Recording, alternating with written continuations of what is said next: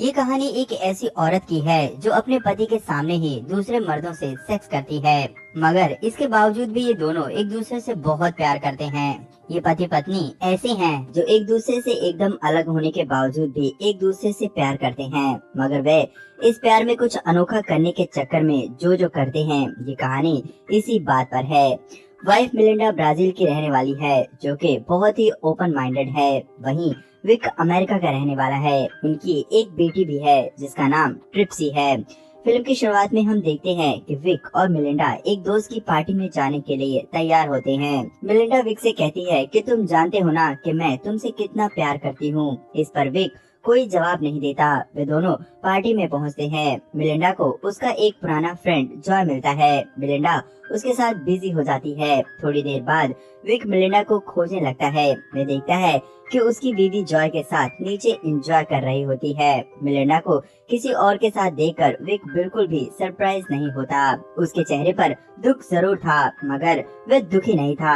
Party के कुछ दोस्त उसे कहते हैं, ये सब देखकर तुम कुछ करते क्यों नहीं हो, लेकिन विक कुछ नहीं कहता। थोड़ी देर बाद हम देखते हैं कि विक की पत्नी मिलिंडा पियानो बजा रही होती है। उसे पियानो बजाते देखकर विक बहुत खुश होता है। उसका ये व्यवहार बहुत अजीब लगता है। पार्टी में जॉय और विक आपस में बात करते हैं। जॉय विक से कहता है कि तुम कितने अच्छे पति हो जो अपनी पत्नी के पर्सनल लाइफ में बिल्कुल भी इंटरफेयर नहीं करते हो। तुम्हें कोई फर्क नहीं पड़ता किसके साथ टाइम स्पेंड कर रही थी। तब विक कहता है कि तुम्हें क्या पता है कि मिलिंडा का एक पुराना बॉयफ्रेंड भी था, मार्टिन। इस वक्त मार्टिन शहर में कहीं दिखाई नहीं दे रहा है। विक कहता है कि तुम्हें पता है कि वह क्यों नहीं दिखाई दे रहा। जॉन पूछता है कि क्यों। विक कहता है कि मैंने उसे मार डाला है, क्योंकि जो मेरी वाइफ के करीब आता है उसे मेरा शिकार होना पड़ता है। ये सुनकर जॉय काफी डर जाता है और पार्टी छोड़कर चला जाता है। मिलिंडा समझ जाती है और विक से पूछती है कि तुमने जॉय को धमकी दी है क्या?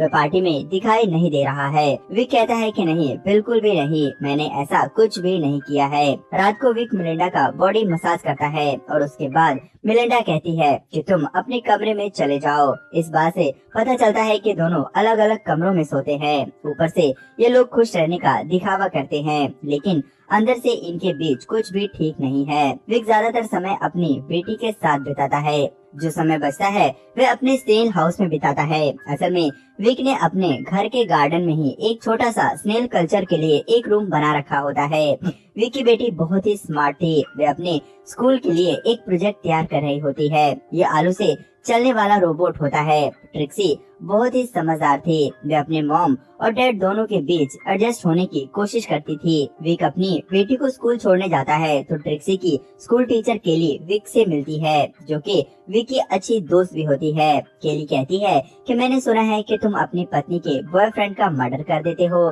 जॉय लोगों को बता रहा है कि तुमने मार्टिन का मर्डर कर दिया है। तब विक कहता है कि नहीं, मैं तो मजाक कर रहा था। केली कहती है कि मजाक हो या फिर सच, लेकिन आइडिया तुम्हारा काम कर गया। अब जॉय तुम्हारे घर के आसपास भी दिखाई नहीं देता। मिलिंडा भी उसकी इस बात से बहुत दुखी थी। वे विक से कहती है कि जॉय को घर पर डिनर के लिए बुलाते हैं और तुम उसे सॉरी कहोगे। अगले दिन जॉय डिनर पर आता है। डिनर के बाद मिलिंडा कहती है कि तुम ट्रिक्सी के पास जाओ और उसे कहानी सुनाओ। विक समझ जाता है कि मिलिंडा जॉय के साथ एंजॉय करना चाहती है। विक अपनी बेटी के पास जाता है। ट्रिक्सी अपने पापा से कहती है कि मॉम को वे किसी और के साथ देखना पसंद नहीं करती। तब विक कहता है कि कोई नहीं, वे सब ठीक कर देगा और उसे सुला देता है। विक बाहर निकलता है तो देखता है कि मिलिंडा और जॉय एंजॉय कर रहे होते हैं। उसे ये सब अच्छा नहीं लगता। वे किचन में जाता है और बर्तन गिरा देता है। आवाज सुनकर वे दोनों बाहर आते हैं। जॉय उसके पास आता है। विक कहता है कि मैं तुमसे कोई सॉरी बोलने वाला नहीं हूँ। तुम्हें पता है कि मैंने मार्टिन को मार मार कर उसका सर फोड़ दिया था। ये सुनकर जॉय और भी डर जाता है और घर से भाग जाता है। अगले दिन मिलिंडा और विक एक और दोस्त की पार्टी में जाते हैं। वहाँ उन्हें डॉन नाम का एक आदमी मिलता है। वह बताता है कि मैं शॉर्ट स्टोरी लिखता हूँ, तुम क्या करते हो? विक कहता है कि वह ड्रोन में इस्तेमाल होने वाले चिप बनाता है। तब डॉन कहता है कि क्या वही ड्रोन जो अफगानिस्तान पर बम गिराते हैं? विक कहता है कि नहीं, इससे सामान लोगों तक पहुँचाया जाता है। दोनों में काफी बहस होती है। इसी दौरान डॉन कहता है कि तुमने मार्टिन को मारा था, हमने भी सुना है। तब विक कहता है कि ये सब मजाक था, तुम इतने सीरियस क्यों हो? पार्टी में विक अपनी दोस्त केली के साथ डांस करता है, जिसे देखकर मिलिंडा काफी जेलस होती है और वापस जाते वक्त वे दोनों कार में काफी करीब आते हैं। रात को वे दोनों इंटीमेट भी होते हैं। कुछ दिनों बाद विक को पता चलता है कि मिलिंडा पियानो क्लासेस के लिए जाती है, जहां पियानो टीचर चार्ली मिलिंडा का नया बॉयफ्रेंड बन चुका है। विक स्नेल कल्चर में होते हुए भी उन दोनों के बारे में सोचता रहता है। जब विक मिलिंडा से पूछता है कि वह रात कहाँ थी, तो वह खुलकर बताती है कि वह चार्ली के साथ थी। साथ ही वह ये भी बताती है कि चार्ली उसे कैसे कैसे खुश करता है। ये सुनकर विक बहुत दुखी हो जाता है। अगले दिन एक पार्टी के दौरान चार्ली पियानो बजाता है और मिलिंडा उसी धुन पर डांस करती है। थोड़ी देर बाद विक देखता है कि मिलिंडा और चार्ली कहीं दिखाई नहीं दे रहे। जब वह उन्हें खोजने ऊपर की तरफ जाता है तो देखता है वे दोनों एक रूम से एंजॉय करके निकल रहे थे, जिसके बाद वे दोनों स्विमिंग पूल में जाते हैं और वहाँ भी एंजॉय कर रहे होते हैं। ये देखकर विक का पारा चढ़ जाता है। अचानक से बारिश होने लगती है और वे सभी लोग घर के अंदर चले जाते हैं। जब सब लोग घर के अंदर कुकीज खाकर पार्टी कर रहे होते हैं, उसी दौरान विक चार्ली को स्विमिंग पूल में डुबोकर मार देता है। उसके बाद वह भी अंदर आकर कुकीज एंजॉय करता है। थोड़ी देर बाद मिलिंडा चार्ली को खोजती हुई बाहर जाती है तो वह स्विमिंग पूल में चार्ली की लाश देखती है। शोर मचाने पर सभी लोग आकर उसे बाहर निकालते हैं, लेकिन वह मर चुका होता है।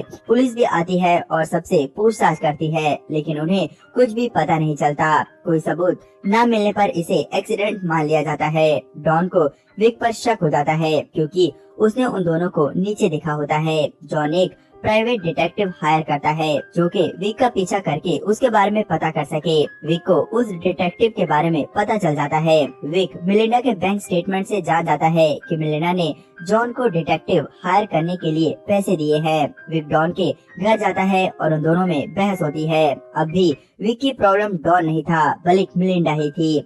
मिलिंडा अब अपने नए बॉयफ्रेंड के साथ बिजी थी, जो कि उसके कॉलेज के समय का ही एक बॉयफ्रेंड था और वह ब्राजील का रहने वाला था।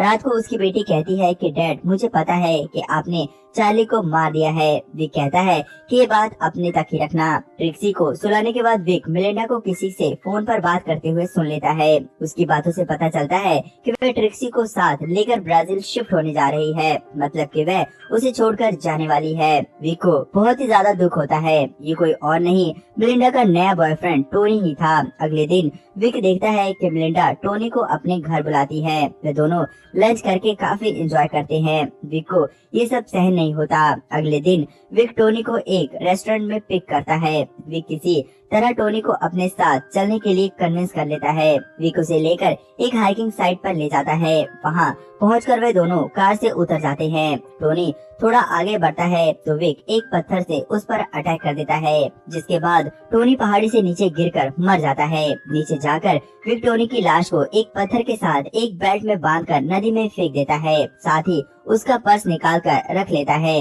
विक अपने डॉगी के साथ वापस घर आ जाता है। घर आकर विक मिलिंडा से पूछता है कि क्या बात है, टोनी आजकल दिखाई नहीं दे रहा है। विक अपनी बेटी के साथ एंजॉय करता है। मिलिंडा कहती है कि काफी समय हो गया है, तुम हाइकिंग साइट पर नहीं गए हो।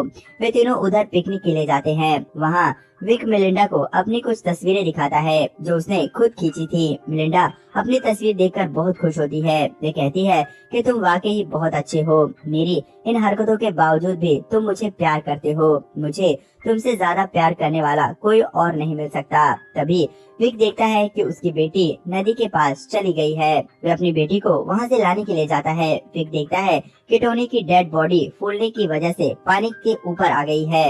विक तुरंत ही मिलिंडा और ट्रिक्सी को लेकर घर की तरफ निकल आता है। वह जानबूझकर मिलिंडा का एक स्काउट वहाँ छोड़ देता है। लौटते वक्त कार में मिलिंडा कहती है कि उसका स्काउट वहीं छूट गया है। विक कहता है कि कोई बात नहीं, वह कल जाकर ले आएगा। रात को विक और मिलिंडा इंटीमेट होते हैं, जहाँ बहुत दिनों बाद विक को एहसास होता है कि शायद मिलिंडा अब बदल गई है। सुबह उठकर विक साइकिल से मिलिंडा का स्काउट लेने हाइकिंग साइट की तरफ जाता है। उधर मिलिंडा सुबह उठकर विक को खोजते हुए उसके स्नेल वाले रूम में जाती है, जहाँ उसे टोनी का पर्स मिलता है। मिलिंडा समझ जाती है कि उसके पति विक ने ही टोनी को मार दिया होगा, इसीलिए वह डॉन को कॉल कर देती है। इधर हाइकिंग साइट पर विक टोनी की बॉडी को नदी में डुबाने की कोशिश कर रहा होता है।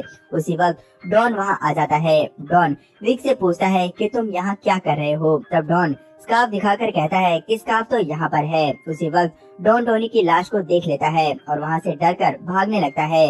विक भी साइकिल से उसका पीछा करता है। विक को उस पहाड़ी रास्ते के बारे में अच्छी जानकारी होती है। वह शॉर्टकट लेते हुए अचानक से डॉन के सामने आ जाता है। विक को बचाने के चक्कर में डॉन की कार पहाड़ी की तरफ मुड़ जाती है। डॉन पहाड़ी के नीचे नदी में गिरकर मर जाता है। इधर मिलिंडा रोते हुए अपना बैग पैक कर रही होती है। वह वहाँ से जाना चाहती है। तब विक की बेटी ट्रिक्सी उसका बैग स्विमिंग पूल में फेंक देती है। वे कहती है कि मैं आपके साथ नहीं जाऊंगी, मैं आप दोनों को एक साथ देखना चाहती हूँ। मिलिंडा कुछ सोचकर रुक जाती है। विक जब घर आता है तो देखता है कि मिलिंडा सामने बैठी हुई थी। विक पूछता है कि क्या हुआ। मिलिंडा कहती है कि कुछ नहीं। मिलिंडा ने टोनी के पर्स को जला दिया होता है। उसे रियलाइज हो गया था कि उसके पति से ज्यादा कोई उसे प्यार नहीं कर सकता। देर से ही सही वे दोनों एक हो जाते हैं। इसी के साथ ये फिल्म यहीं पर खत्म हो जाती है। क्या विक ने सही किया या फिर गलत, अपना जवाब हमें कमेंट में लिखकर जरूर बताएं।